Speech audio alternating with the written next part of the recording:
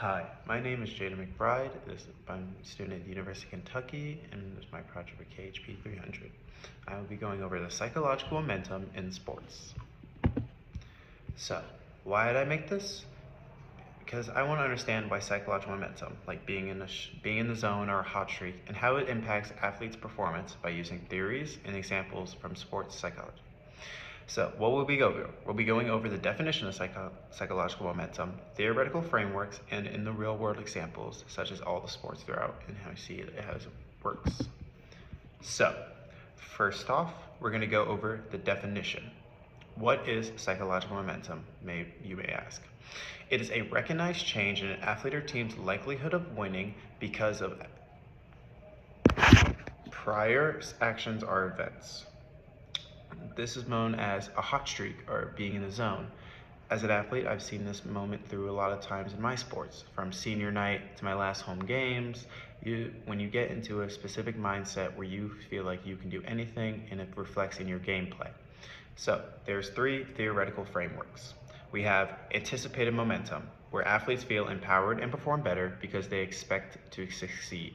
Say you're a first seed going against the 17th seed. You think you're going to do a lot better because you've earned that spot to be ranked number one, so you're going to play with a chip on your shoulder. Next one is learned helplessness theory. That's where opponents may underperform when they think the momentum is against them, such as when you're the 17th seed versus the 1 seed in a tournament. You're gonna play as hard as you can, but you don't have the mindset going in that you're gonna win this because you see they're the first seed. They've won the division for a reason. So you're gonna go in with a bit of caution, nervousness, and that's all the psychological momentum is gonna help with them. Last one is reversal theory. This one shows how mental states during the game, like excitement or anxiety, change the momentum and flow of the game. If you're very nervous going into the game, you might not play your best or you might play a lot better. If you're really excited about the game, you may mess up little bits and that will be costly to the game, changing the sway of momentum on each side throughout the entire match. These theories connect to our class topics of motivation and perception in sports psychology, and understanding them gives a basis on looking at how momentum is big in sports. Factors influencing psychological momentum. We have 4 key factors. We have performance outcome, where success like scoring points and winning a set can give momentum. If you're down 7-0 and you come back with a 7-point run with not letting the other team score, you're going to feel a lot more motivated. Next is crowd support, the role of home or field advantages and fans. If you have a lot of fans cheering you on, you're going to be a lot more likely to be ready for the game and in the zone. But if it's an away game, you might feel nervous and scared when playing. Stadiums such as Arrowhead, the MetLife Stadium, they all have specifically made ways so the home team have a better advantage, such as the sun coming down or the way the crowd makes sound in specific sections. It's going to be used to throw off the momentum in the psychological play of the players on the other side. Next, we have emotional and mental state, the confidence, anxiety, and focus of some of these kids. There's always a way to keep momentum.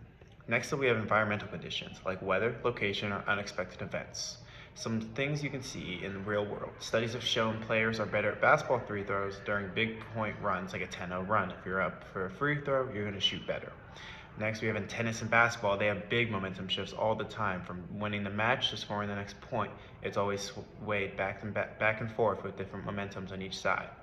Some examples of these is like a game-tying buzzer that then proceeds to go to overtime, in which the team that scored the buzzer beater wins the overtime. It's just a momentum shift at the end of the game that helps them.